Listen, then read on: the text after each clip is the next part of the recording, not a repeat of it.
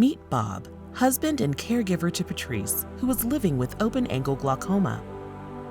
Before, when Pat was able to see a lot better, we could play tennis together. We would have a tennis group we would play. It's a long story, but it was fun, a lot of fun. But we really can't do that anymore. She really cannot see the ball coming, so we don't do that anymore. After spending 46 years together, building their careers and raising a family, Bob and Patrice faced a new challenge: glaucoma. Once Pat was diagnosed with glaucoma, there was a certain sense of insecurity that was there. She was pretty confident before, but all of a sudden, I wasn't aware of the fact that I can't see. And it was a problem. It was a bit of a shock because I didn't really know that much about it, other than her grandfather, who was blind, had it. And his two brothers had glaucoma and they were blind also. So it was a scary thing. It was kind of new to me in a sense that how does it affect your life?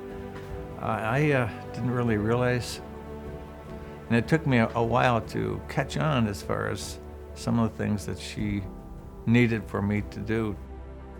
Bob hated to see Patrice's independence start to fade. He has now become her primary caregiver and helps her with many daily activities, including driving, making sure there aren't any obstacles in her way, and helping her to do the activities she enjoys the most.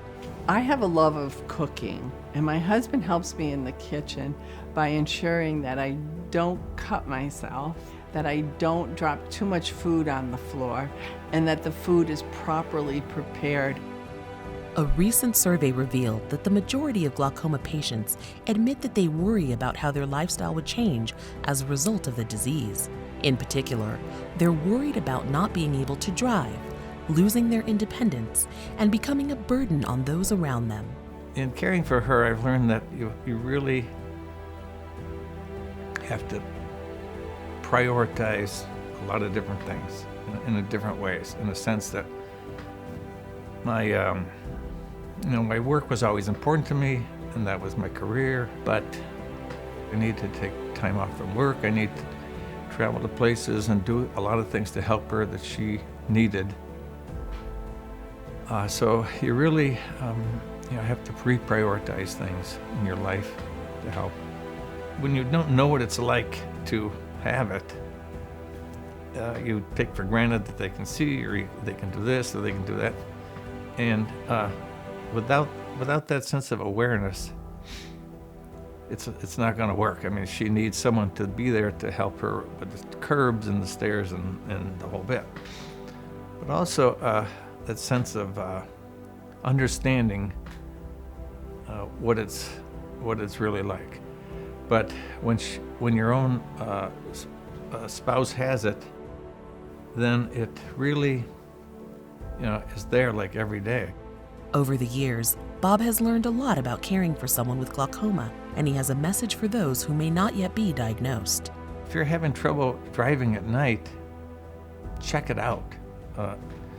If you find yourself tripping over stuff, check it out. So you really do need to see a person to get professional intervention before it gets worse, because it will get worse. And that's what happened to my wife. It was too late. She makes up for it, but she still can't do a lot of stuff. And it's, who knew? Just check it out.